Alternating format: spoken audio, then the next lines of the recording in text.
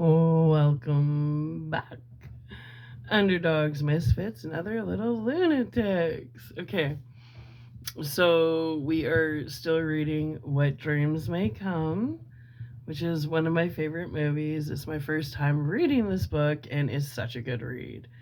But I highly suggest if you haven't seen the movie What Dreams May Come with Robin Williams from 1996, I believe, you have to watch it. It's so good. It just kind of broadens that your windows of perception is kind of what I'm trying to say. Come close. Closer. How you doing? Is that too close? All right. You're a little close. Better.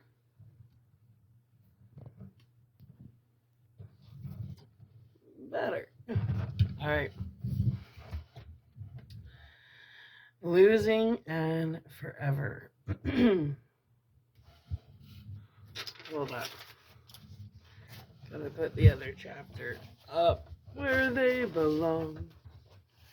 Where the eagles fly on a mountain high. Joe Cocker. I love Joe Cocker. Love lift us up where we belong. Do-do-do. Far from the world we know, up where the clear winds blow. Time goes by, no time to cry.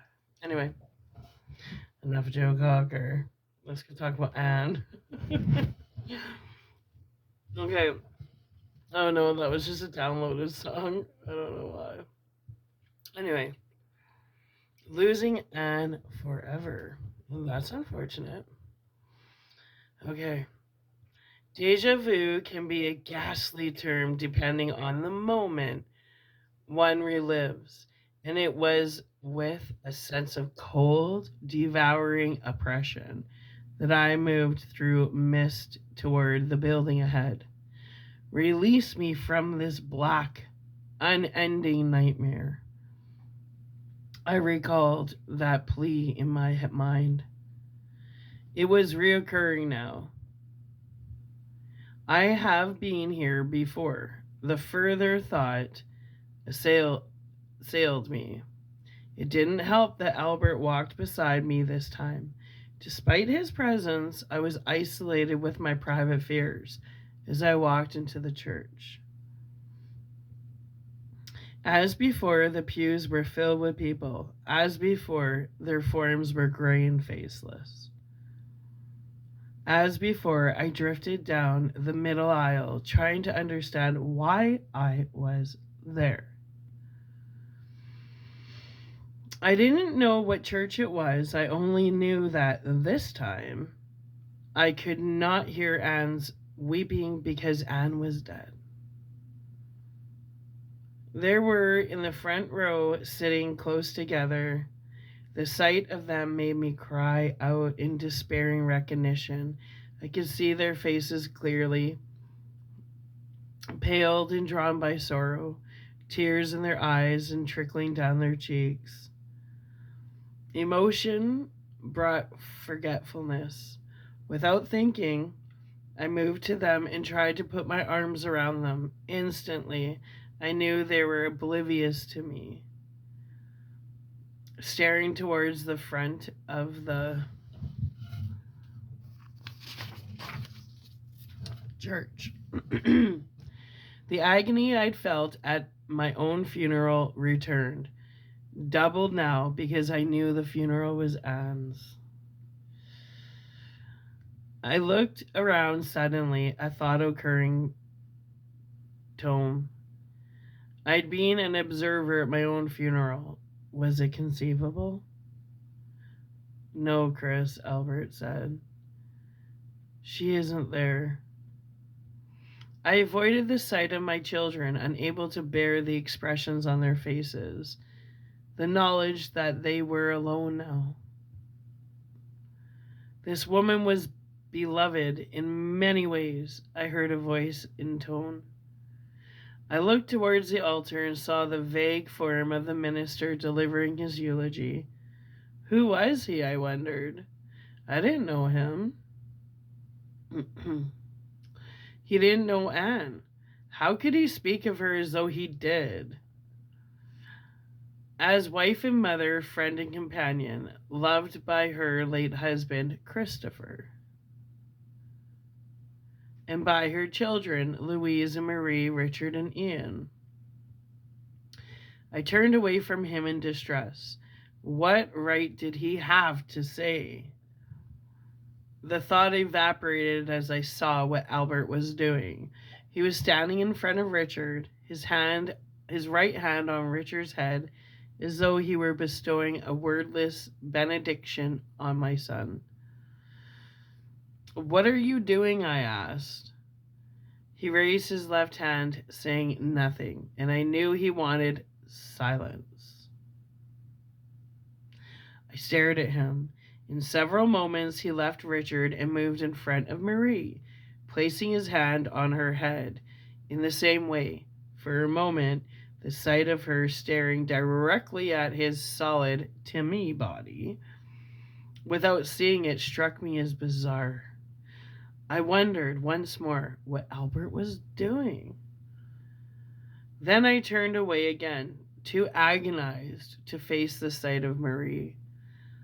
How had I failed to notice it before? A sense of sick despair enveloped me as I walked to the casket. Thank God it was closed, I thought. At least the children were spared that. Another thought came suddenly. I remembered Albert telling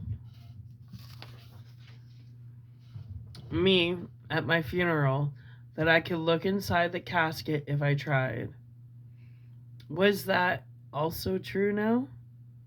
The despair grew deeper. No, I thought. I didn't want to see her that way. Her real self was elsewhere. Why look at the shell? I forced myself to turn from the casket. Closing my eyes, I began instead to pray for Anne.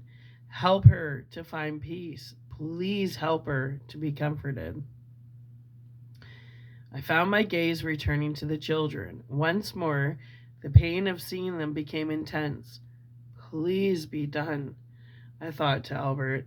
I couldn't bear this any longer, staring at the stricken faces of my children, helpless to comfort them, unable to reach them in any way. Albert had his hand on Ian's head. Suddenly he turned, a quick smile on his lips. Be thankful for your Ian, he said. I'm thankful for them all, I answered, not understanding. Of course, he said. The thing is, though, that Ian's prayer may help us find your wife. Yeah. We were walking towards the border of Summerlin now. We could have traveled there by thought, but Albert had told me the stress of leaving so abruptly might have caused me discomfort. Understand now, he repeated. Ian's prayer isn't a direct channel to Anne. It only starts us on the path. Finding her will still be difficult. But not impossible, I said. He nodded. Not impossible. Ian's prayer again, I thought, remembering how he'd helped me once before. It's as though he knows. Albert said, not consciously, perhaps, but somewhere deep inside of himself. It's what I was hoping for. When there were no prayers from any of your other children, not because they love their mother any less, but because they believe that prayers are hypocritical. I thought our cause was lost, and it would have been whatever your determination. And then I was in contact with your younger son's mind, and hope was revived. Nice. The power in prayer, people. The power in prayer. Pray for people. Pray, not Prey. There's a difference. Don't get confused. Anyway, how long will it take to find her? I asked. You must understand, he said. We may never find her. We're only in possession of a general bearing, not a step by step route. I resisted panic and nodded. I understand.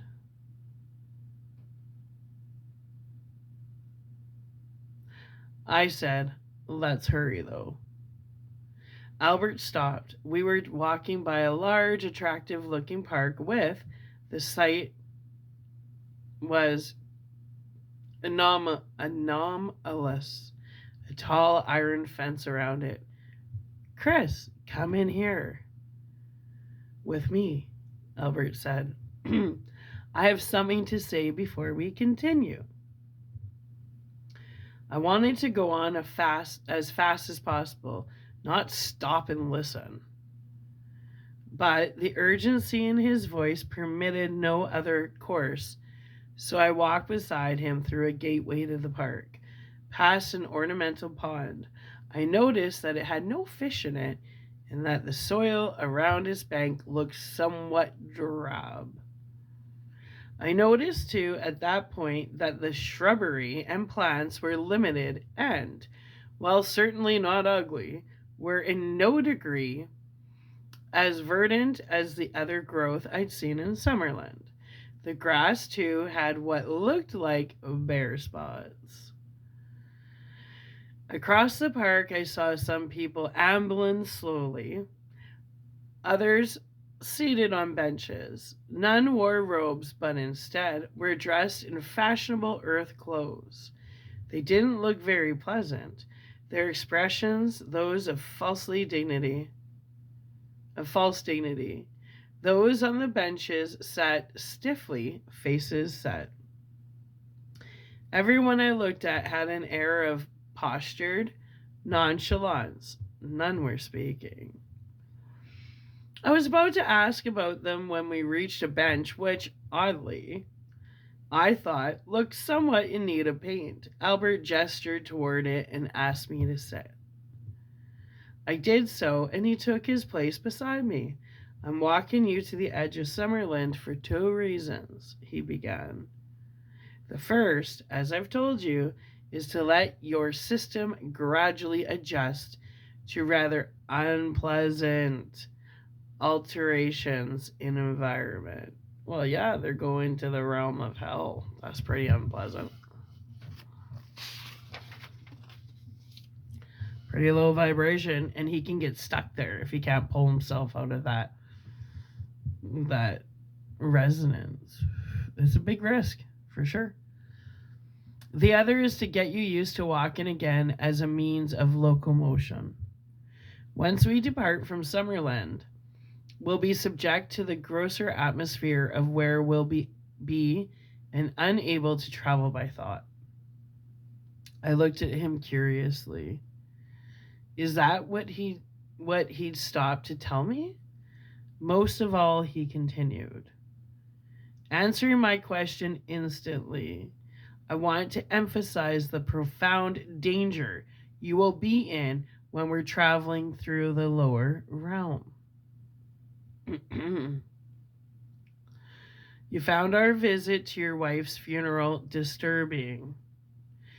It was nothing compared to what you'll soon be experiencing.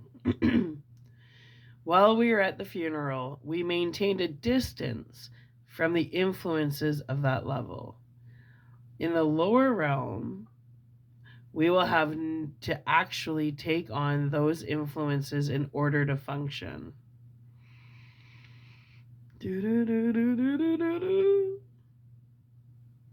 I can protect you to a certain degree, but you must be prepared for the onset that will strike you. Every dark emotion that you left behind on entering Summerland. You must also be prepared to see some terrible sights. As I've said, the way to Anne is not distinct. It may take us through some ghastly places. I want you to understand this now if you feel you can't face them. I don't care what I have to face, I said. He regarded me in silence, obviously wondering if I had the remotest concept of what he was telling me.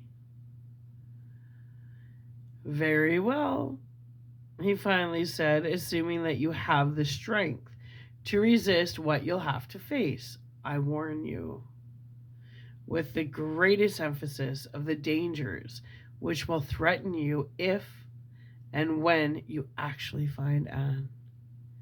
I confess to startlement at that. The search for her will involve many frightening dangers, he said, but these are external dangers. If we find Anne and you try to help her, you'll be subject to internal threat. Returning to a level of primitive development, you'll be strongly influenced by it, lowering your vibration to that of Earth's. You will no longer be able to think clearly, but will be subject to the same confusion of thought with which your wife lives constantly. In this weakened state, you will not only risk losing your effort on her behalf, you could very easily be so affected that you'd become as much a prisoner of that level as she is. He put his hand on my shoulder and gripped it tightly. You would then lose everything you've gained, he said, not only losing Anne, but yourself as well. Because if he resonates in the realm of hell, he'll be stuck there. There's a chance he's giving up his afterlife in heaven for the realm of hell, and he's willing to sacrifice that to find his soulmate. And there's a chance he may not find her. Right? Okay. But she's in purgatory because once the 25 years are up, she gets released from it.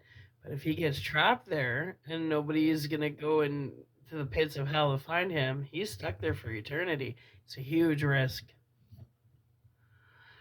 Okay. A current of uneasiness washed over me and I couldn't respond. You can return to where you were, Albert said. Frankly, I'd be much relieved if you did. That way, you'd only have to wait for her for 24 years. Exactly. Which would quickly pass for you. By going on, you may lose her for a much longer time. I closed my eyes, feeling chilled and weak. I mustn't leave her there. I thought, I have to help her. Still, I was afraid, and not unrealistically according to what Albert had told me. What if I wasn't strong enough? Wasn't it better to wait there 24 years knowing for certain that we'd be together again? Wasn't that infinity preferable to trying to help her now and possibly running the risk of losing Anne forever? Right? Patience is a virtue, even in the afterlife. Oh, well, we're only 18 minutes in, so let's get into the next chapter. Now we're going to hell.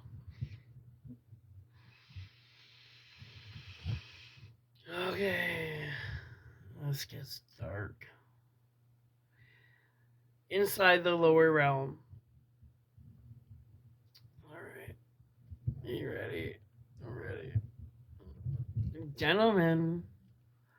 At the sound of the man's voice, I opened my eyes. He stood before the bench addressing us. I'm afraid you'll have to leave, he said. This is a private park. I stared at him. A private park in Summerland?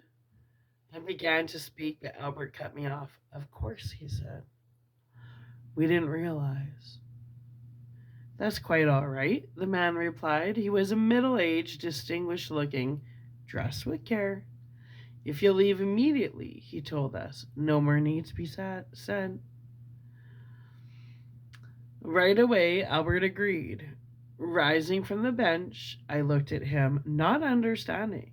It seemed unlike him to allow this man, to exclude us from a park in Summerland without a word of reaction.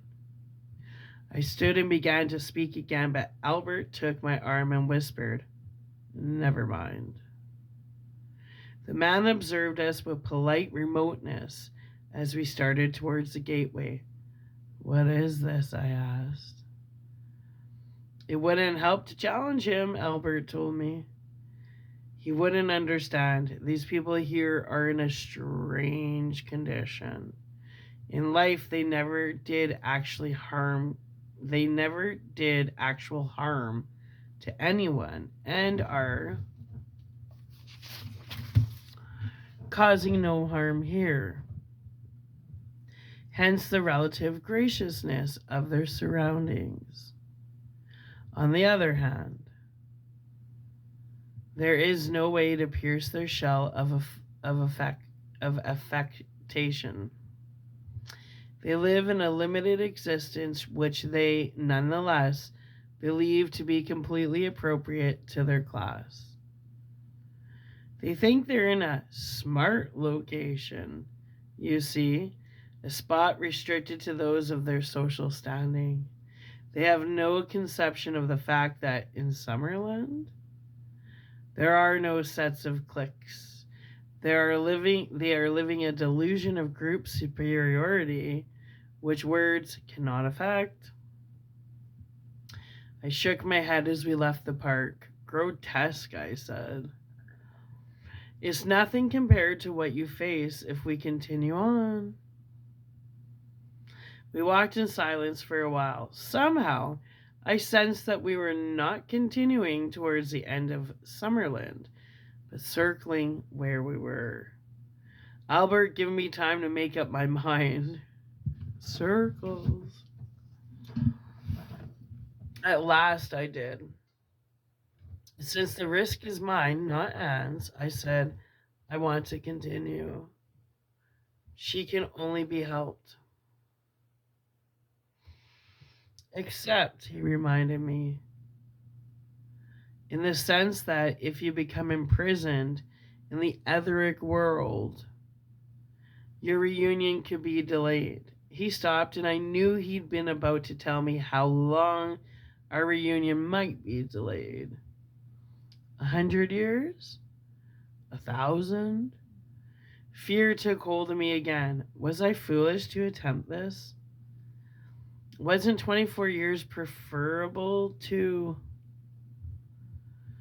The decision came at that. The thought of Anne alone in God only knew what dreadful place for nearly a quarter of a century.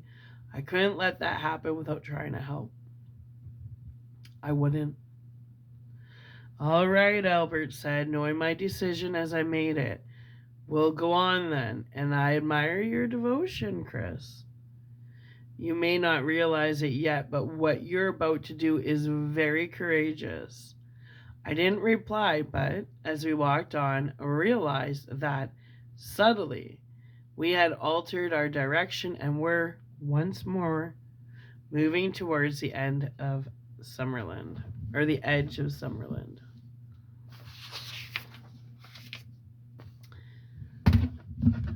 Ahead, I saw a small church, like the park. It was not unattractive, yet lacked the perfection which marked everything I'd seen since before in Summerland. Its color was a dingy brown, its brickwork chipped and faded.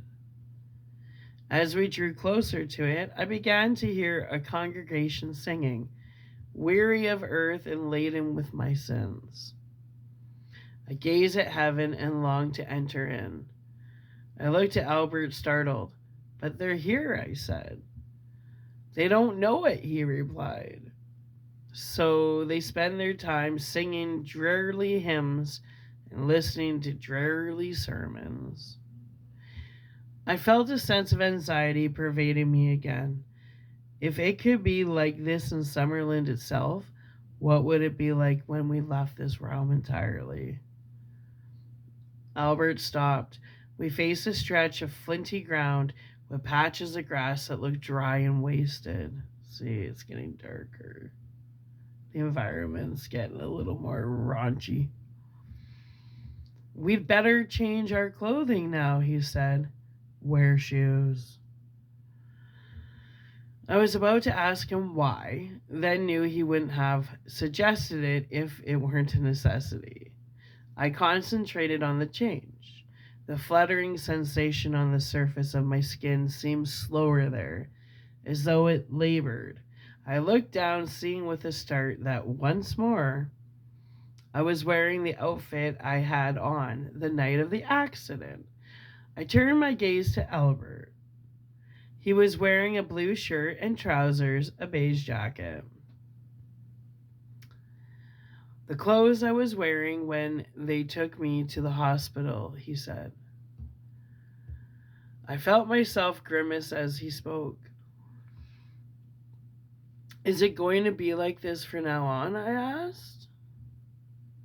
The air felt liquid and granular in my throat. We'll have to start adjusting to the changes in environment. He told me, visualize yourself as you'd have to be to exist here without discomfort. I tried and gradually began to have the impression of feeling myself thicken. The feeling was subtle but distinct. The texture of my flesh took on a certain density, and now the air was breathable. How different in my lungs, though. No longer crystal clear and invigorating. This air was heavy. It supported my existence and nothing more. I looked around the countryside as we walked on. If countryside is a word for what I saw, no fruitful landscape here, only barren ground, dying grass, stunted, virtually defoliated trees, no sign of water, and no houses, which came as little surprise. Who would willingly reside here, was my thought. You'll see those who willingly reside in places which are so appalling that by comparison, this is a place of beauty. It's just like Preparium, Albert said. I tried not to shudder. Are you trying to dissuade me? I asked. Prepare you, he said. Even so, no matter what I say, you cannot possibly envision what you may be forced to see. Again, I was about to question him. Again, decided not to do it. He knew, I didn't. I had better not waste energy contesting anything he told me. I needed my resources for whatever lay ahead. What lay immediately ahead was a desolate, prairie-like expanse. As we walked across it, the turf grew less and less resilient, and I noted the beginning of jagged cracks in the ground. There were no breezes now. The air lay still and waited, getting cooler as we progressed. Or was it retrogressed? Am I imagining the light fading again, I asked. No, he answered quietly. His tone of voice seemed to me to be declining with the look of the terrain, growing more withdrawn as moments passed. Except it isn't fading to help you rest. It's fading because we're almost to the lower realm, which is also called the darker realm. There was a man ahead. He stood impassive, watching our approach. I thought that he was someone who, for some unknowable reason, chose to live there. I was wrong. This is where the lower realm begins, he told us. It's no place for the curious. Kind of reminds me of Beetlejuice when they go into the underworld. I'm here to help someone, I said. The man looked at Albert, who nodded and said, That's right. You aren't entering just to look, the man said warningly. No, Albert told him. We're searching for this man's wife to try and help her. The man nodded and put his hand on our shoulders. Go with God, then, he said, and be alert at all times. Be aware.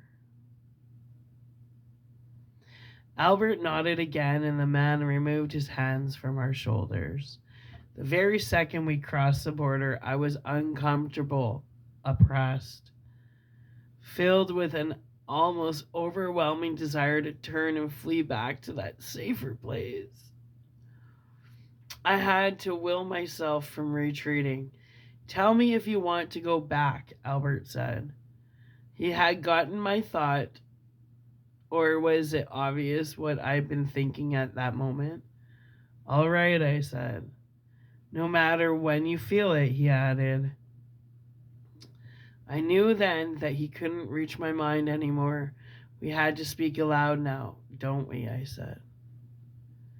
Yes, he answered. It was disconcerting to see his lips move again. Somehow that sight did more to convince me we were in the lower realm than anything I had felt or saw. What did I see? Almost nothing, Robert. We walked through a colorless vista, the dull sky blending with the ground until it seemed as though we trudged across a gray continuum. Is there no scenery here at all? I asked. Nothing permanent, he said. Whatever you may see, a tree, a bush, a rock, will only be a thought form created by some person on this level. The overall appearance represents the composite mental image of its inhabitants.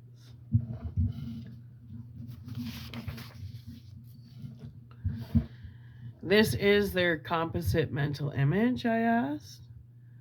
Soundless, hueless, lifeless? It is, he said. And you work here? I felt stunned that anyone who had the choice would elect to work in this forbidding place. This is nothing, was all he said.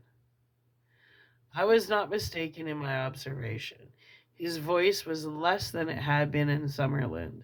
Clearly, the inertness of this place affected even speech. What did I sound like, I wondered. It's getting cold. I noticed them. Then, conceive of warmth around you, Albert said. Because it's all mental, right?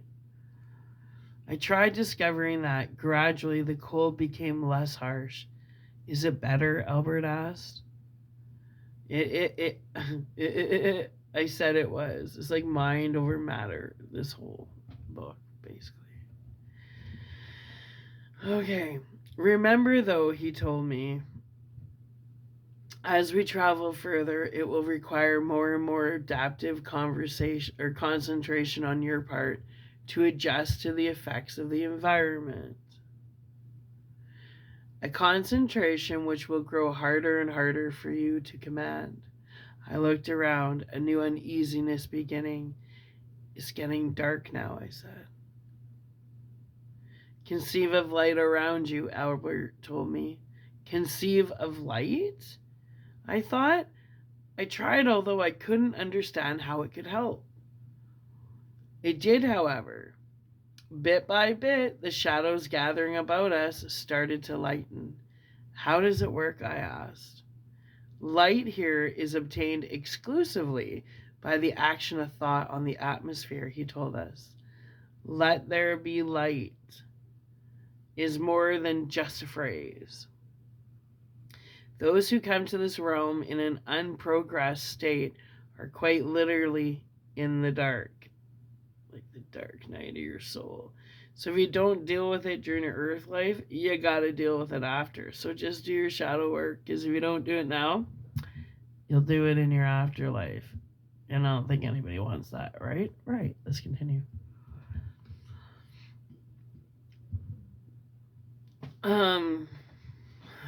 Where were we?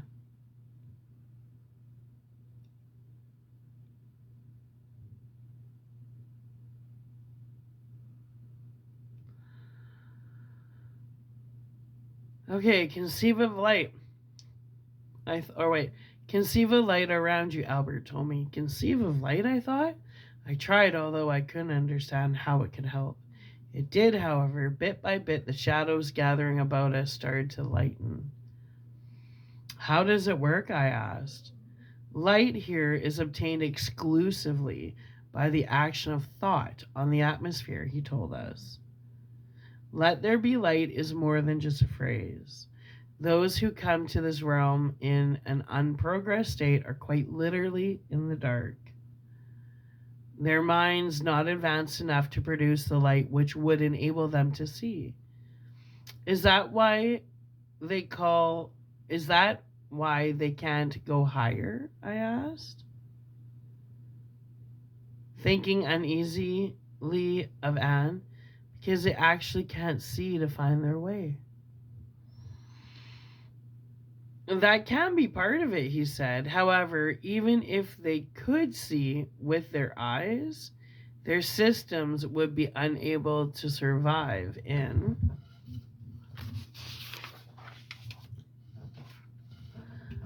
a higher realm. The air, for instance, would be so rarefied to them that breathing would be painful, if not impossible. I looked around the bleak, unending countryside. This could be called Winterland, I said, the sight depressing me. It could, he agreed, except that memories of winter on Earth are often pleasant ones. Nothing here is pleasant. Does your work here succeed? I asked. He sighed, and glancing at him is the nocturnal light, I saw that his expression was one of melancholy, a look I had never seen on his face before. You know, from personal experience, how difficult it is to make people on Earth believe in afterlife, he said. It is far more difficult here. The reception I've usually gotten is that of a naive church worker in the most vile of ghettos. My words greeted with scornful laughter, coarse jokes, verbal abuse of every kind. It isn't hard to understand why so many dwellers in this realm have been here for ages. I looked at him with such dismay that he looked surprised. Then, realizing what he'd said, suddenly repentant. Even he had lost perception here. I'm sorry, Chris, he said.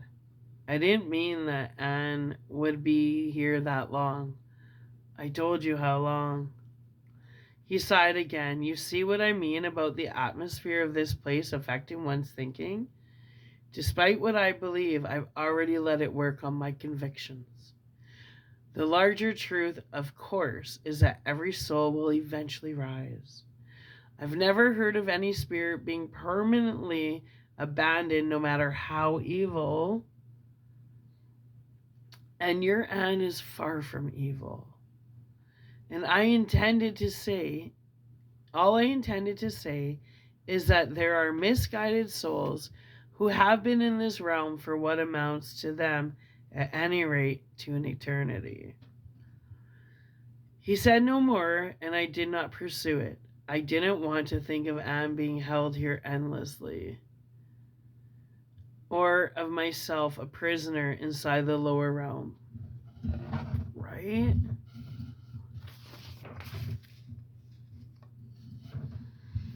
We got time for another chapter.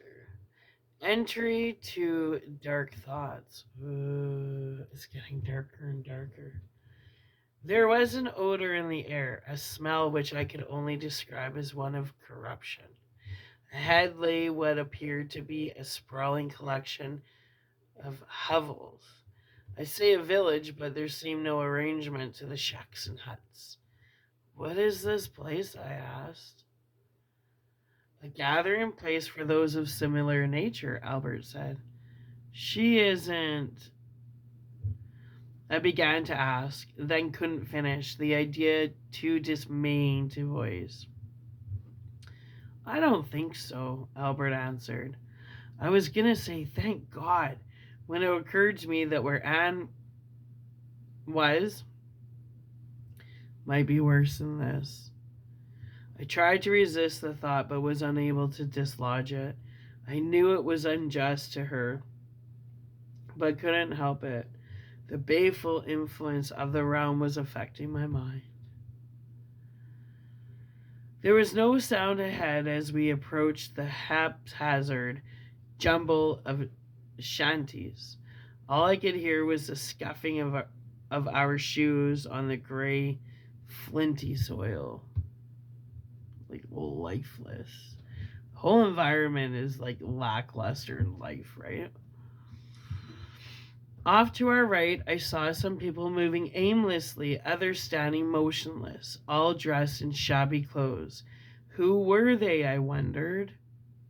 What had they done or failed to do that they should be there? We walked within a few yards of a group of them, several men and women.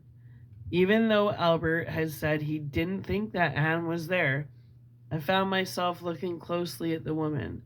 None of the people glanced at us as we passed. Can't they see us? I asked. We're of no interest to them, Albert said. They're absorbed by their own concerns. Self-absorbed. I saw some people sitting on boulders, and it gave me an odd sensation to realize that those boulders were created by their own minds. They sat, heads bowed, hands hanging loosely, staring at the ground, immobile in their desolation. I knew that unless they were deaf, they heard us walking by, but none gave any sign of noticing our presence. Again, I found myself looking at the woman. Don't, I thought abruptly. She isn't here. But Albert didn't say that. Came to the sobering response. He said that he didn't know. Was it possible? I thought, looking closer still. We were so near to several of the people now that I could make out their features despite the gloom. The sight made me catch my breath. Get used to it, Albert said. You'll see worse. His tone seemed almost unsympathetic, and I glanced at him, wondering uneasily if the place was changing him, if he were unable to resist it. What hope was there for me? Shivering, I looked back at the people. Anne could not be here. She couldn't. The features of the men and women were exaggerated, like those of acromegalics. Not so much the faces of people as bloated caricatures of them. In spite of my resolve, I looked intensely at the woman.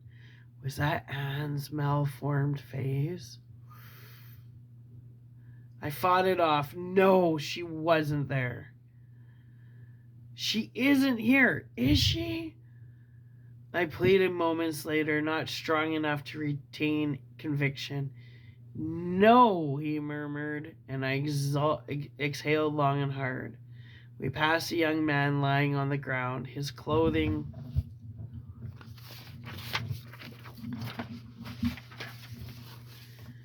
torn and stained by grime. I thought at first that he was looking at us, then realized from the cast of his eyes that his gaze was on his own thoughts, a state of withdrawn despondency. I swallowed as I looked at his lost expression, and the fetid air felt as though it were trickling down my throat like cold glue. Why do they look like this? I asked, pained by the sight. One's appearance retrogrades with one's mind. Albert answered, the same thing happens on Earth. People's faces altering over a period of time with their actions and thoughts. Ooh. This is only a logical, if terrible, extension of that process. Yuck. They all look so grim, I said. They are, he replied, grim in their preoccupation with themselves. Holy shit, right? Self-centered. That's how they were on Earth, so that's their afterlife experience. Self-centered, selfishness, self-consumed. Money, money, money, money, money. Absorbed. Are they all so bad, I asked. He hesitated before answering my question. Finally, he said, try to understand, Chris. When I tell you that this is nothing compared to what lies ahead, the people you see here may not be guilty of sins which were, in any way, horrendous. Even a minor transgression takes on darker aspects when one is surrounded by those who have committed similar transgressions. Each person multiplies and amplifies the failures of the others. Groupthink. You rise together, you fall together, even in the afterlife. Whoa, freaky. I'm glad to be a happy loner, that's for sure. Because I'm not guilty by association in the afterlife to anybody of lower vibration. Oh my God, it's true when Chris Cornell sang that song, Save Yourself. Save yourself, people. His songs were giving clues to everybody. You just ignored it.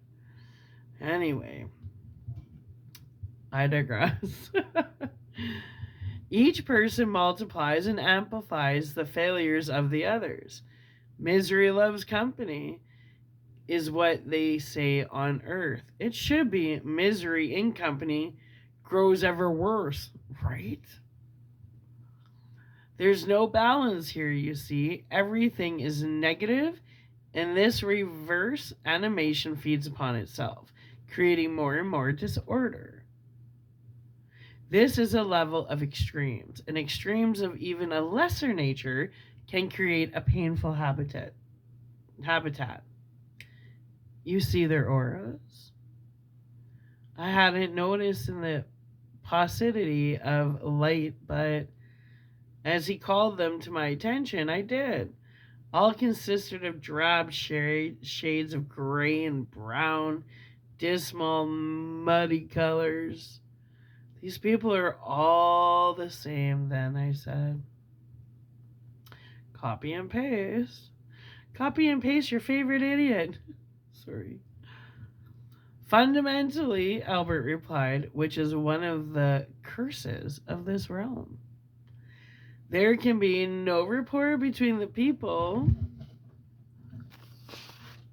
because they're all alike in essence and can find no companionship. Only mirror images of their own shortcomings. It's a realm of like projections of like the same type of people. So it just bounces back.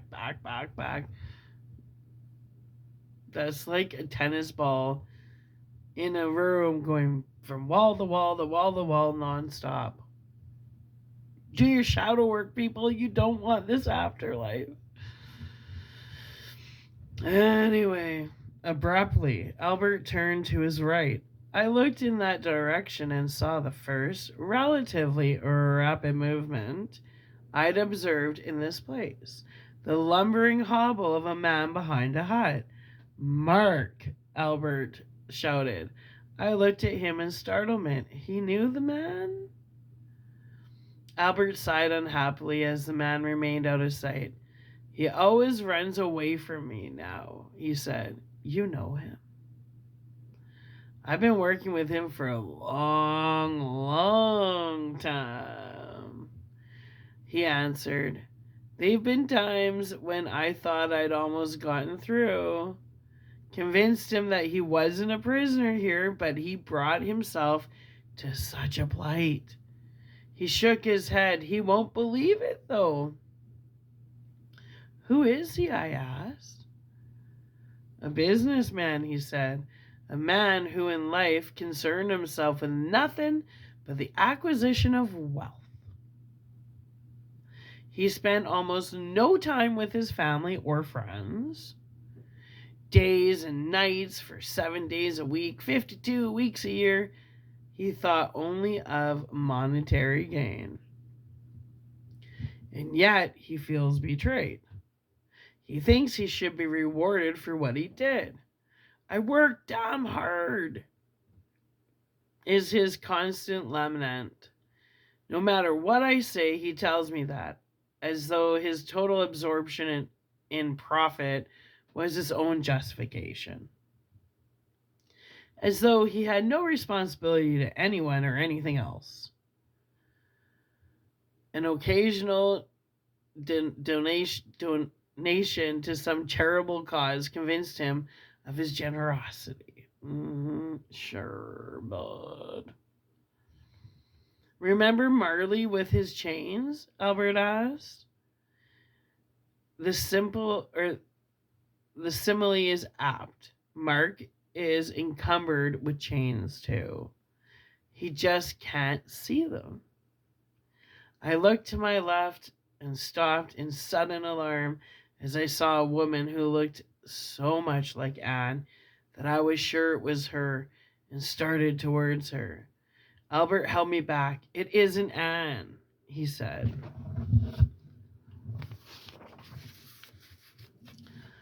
But I struggled in his grip. Don't let your anxiety to find her make you see her where she isn't, he cautioned. I looked at him in surprise, then started turning back towards the woman. She did look like Anne, I told myself. I stared at her. There was little actual resemblance. I blinked and looked more closely. I had never suffered from hallucinations in my life. Or was it to start now? I kept staring at the woman. She was sitting huddled on the ground, covered from head to toe by a network of thin black threads. Creepy. She didn't move, but stared ahead with lifeless eyes. I take that back, like the young man. She was staring inwardly, gazing at the darkness of her mind. Can't she break those threads? I asked. With the least of effort, Albert answered. The thing is, she doesn't believe she can, and the mind is everything.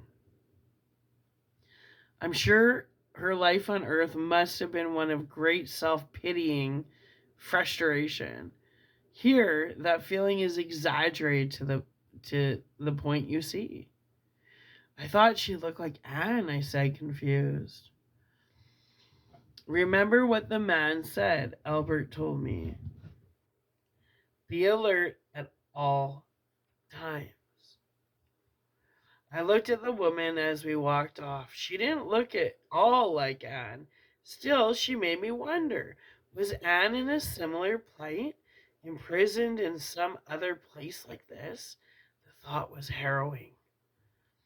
As we continued through the silent, formless village, past its mute and wretched population, I began to feel so tired that it brought back memories of the weariness I'd felt just after death. Lacking the strength to do otherwise, I found myself beginning to hunch over as I walked, taking on the posture of some of the nearby people. Albert took hold of my arm and straightened me. Don't let yourself be drawn in, or we'll never reach Anne, he said. We're just starting out. Ooh.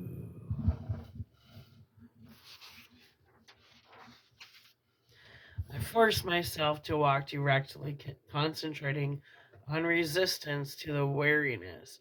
It helped immediately. Be aware, Albert repeated what the man had told us. I'm sorry, I said. A wave of depression beset me. Albert was right. We were just starting out. If I was vulnerable already, how could I hope to reach? You're hunching over again, Albert warned. Dear God, I thought. It has happened so quickly, the slightest thought affected me. I would resist it, though, I vowed. I wouldn't let myself succumb to the dark blandishments of this realm. A powerful place, I murmured. If you let it be, Albert replied. Speech, I thought. Silence was the enemy, negative reflection. What are those threads around that woman? I asked. The mind is like a spinning wheel, Albert told me. In life, it constantly weaves a web which, on the day of our passing, surrounds us for better or worse. In that woman's case, the web became a snare of selfish concerns. She can't. I didn't hear the rest of what he said because my gaze was drawn to a group of people crouching and kneeling around something I couldn't see. Their backs to us, their hands rapidly conveying something to their mouths. All of them looked bloated. Ew. Reminds me of the chick in The Shining in the bathtub. That's all I keep seeing, the rotting, bloated chick. Anyway, hearing the sounds they made, grunting, snarling, rending noises. I asked what they were doing. Eating, Albert said. Yuck. No, change that. Gluttonizing. Oh, the deadly sins. But if they have no bodies, they can never be satisfied, of course, he said. They do it all from memory. Only believing that they eat, they might as easily be drunkards swilling nonchalant liquor. Or non-existent liquor. Nonchalant. I diverted my eyes from the sight. Those people, Robert, were like creatures gorging on a kill. I hate this place, I thought.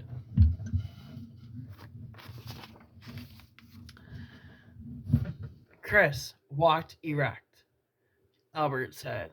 I almost groaned. That instant of hatred had been strong enough to bend me forward. More and more I was beginning to appreciate the import of that man's words. Beware. To our left now, I could see a tall gray structure which resembled a rotting warehouse. Its massive doors were open, and seeing hundreds of people moving about inside, I started in that direction. Maybe Anne. I was forced to stop as vibrations from the structure hit me so hard that I gasped as though physically struck. I stared at the figures moving in the cavernous gloom, their clothes hanging loosely on their bodies like zombies. Their features distended and pale. Each person walked with bowed head, taking no notice of anyone around, pushing others aside, well, a vestige of reaction if they happened to collide. I don't know how I knew it, but their thoughts were open to me, massed on one dark theme. We're here forever, and there's no hope for us. That isn't true, I said. For Anne's sake, I couldn't let myself believe that. It's true as long as they believe it, Albert said. I turned my head to shut away the sight. This must be hell, I thought, limitless and grim, a place of cress. Oh God, I murmured, frightened. I was hunched again, my movements slowing, aging.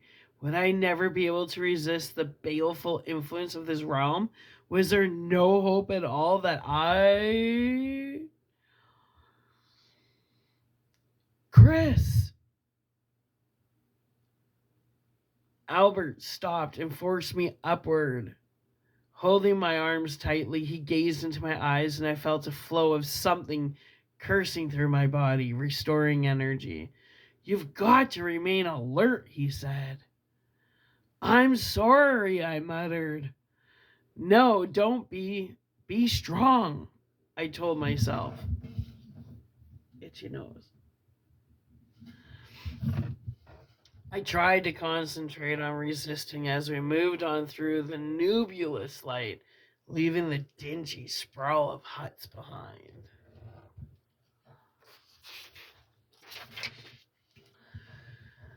This place was not silent.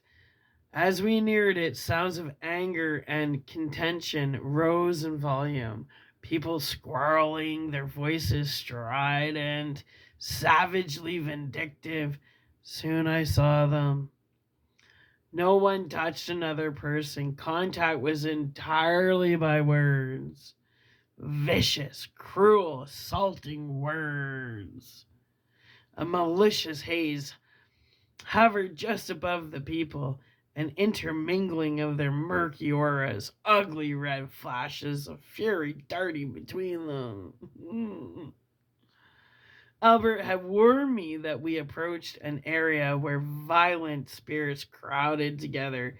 This section was the least of it, he told me as we walked. The violence here was at least confined to verbal abuse.